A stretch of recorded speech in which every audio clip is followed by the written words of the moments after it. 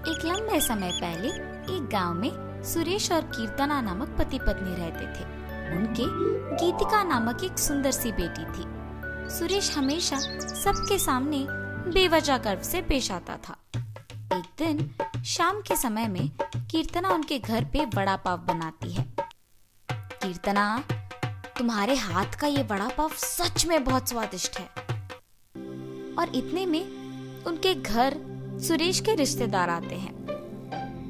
अरे सही समय पे आए हैं, मेरी बीवी अभी अभी गर्मा गर्म वड़ा पाव बना रही है, बहुत स्वादिष्ट है। कीर्तना, जरा मेरे रिश्तेदारों के लिए भी वड़ा पाव बना के ले आना। जी अभी लाई। ये कह के गर्मा गर्म वड़ा पाव बना के वहां लाती है और उनके रिश्तेदारों को परोसती है। उनके रिश्तेदार उसे खाने के बाद कहते हैं, सुरेश, तुमने ठीक कहा, हम वाकई ही सही समय में आए हैं, वरना इतने स्वादिष्ट वड़ा पाव हम नहीं खा पाते। मेरी बीवी जब भी वड़ा पाव बनाती है ऐसे ही एकदम स्वादिष्ट वाले ही बनाती है, इसीलिए जितने भी बार बनाती है मैं उन्हें उतने ही प्यार से खाता हूँ। हाँ, बात तो सही है, इतने स्वादिष्ट वड़ा पाव तो कोई आसानी से नहीं बना सकता। अगर तुम्हारी बीवी ने दुकान लगाया तो लोग खरीद के खाएंगे इन्हें। हाँ नरेश, अगर मैं इतना स्वादिष्ट वड़ा पाव बनाती तो पक्का दुकान लगा देती। अगर मैं अपनी बीवी के साथ एक वड़ा पाव का दुकान शुरू करूंगा तो सभी वही आके खाएंगे और उन्हीं स्वादिष्ट वड़ा पाव के बारे में सारा गांव बात करेगा। ये एक अच्छा सोच है। ऐसे ही उसके रिश्तेदारों के जाने के बाद भी उसी विचार के बारे में सोचते रहता है। तब कीर्तना को नजर आता है कि उसके पति किसी सोच में पड़े हैं। उनके पास जाकर कहती है, क्या हुआ जी, किस चीज के बारे में इतना सोच रहे हैं आप? कीर्तना, तुमने तो सुना है ना कि मेरे रिश्तेदारों ने क्या कहा, हम हमारे घर के सामने ही एक वड़ा पाव का दुकान लगाएंगे। तब मेरे रिश्तेदारों के ही तरह इस गांव के सारे लोग उसी के बारे में बात करेंगे। ठीक है, आपके विचार के अनुसार ही हम वड़ा पाव बना के बेचेंगे, लेकिन आपको अब से ऐसे बेवजह गर्व की बातें करना बंद करना पड़ेगा। अगर आप इसी बात को मानकर अपने बर्ताव को बदलने का वचन देंगे तो ही हम ये व्यापार शुरू करेंगे। हाँ, अब अगर मैं अपनी बीवी की बातों को नहीं मानूंगा तो वो शायद व्यापार शुरू करने के लिए नहीं मानेगी और मेरे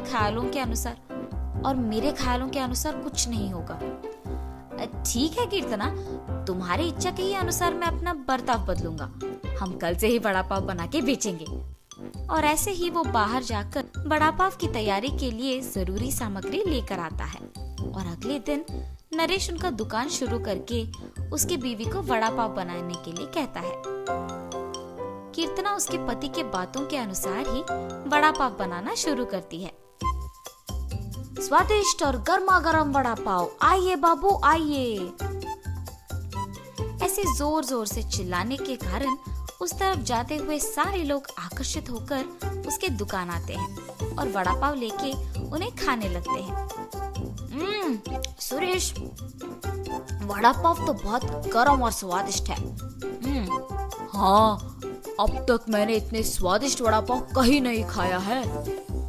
हाँ, मेरी पत्नी बहुत अच्छा वड़ा पाव बनाती है, उसकी तरह तो और कोई नहीं बना सकता है।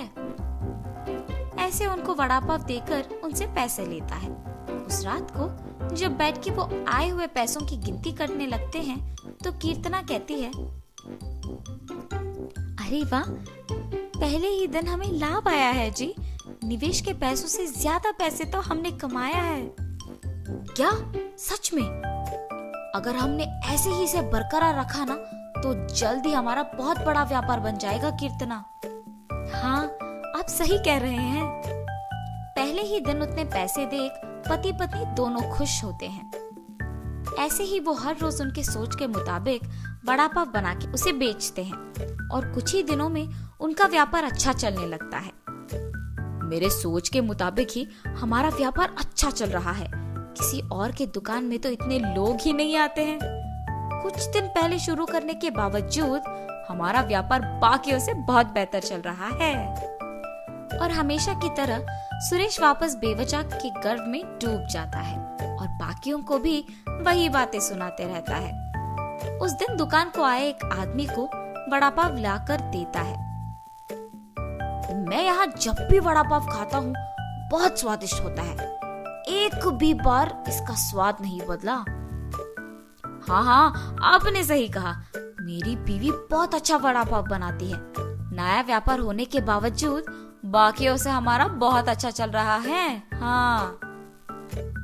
ऐसे ही वहाँ मौजूद सभी से बात करता है और ऐसे ही बात करते हुए वो उन लोगों से पैसे लेना भूल जाता है। उसके पैसे ना लेने के कारण सभी वहाँ आके उसकी गर्व की बातें सुनकर पैसे दिए बिना चले जाते थे। कुछ दिन बाद सबको जब सुरेश की कमजोरी का पता लग गया तो वो वड़ा पाव मंगा के उसे खा के पैसे देने के लिए उसके पास जाकर वड़ा पाव के बारे में बात करना शुरू करते थे। सुरेश उनके बातों में पड़ के गर्व की बातें करता था और उनसे पैसे लेना भूल जाता था और कुछ देर बाद वो लोग वहाँ से पैसे दिए बिना चले जाते थे।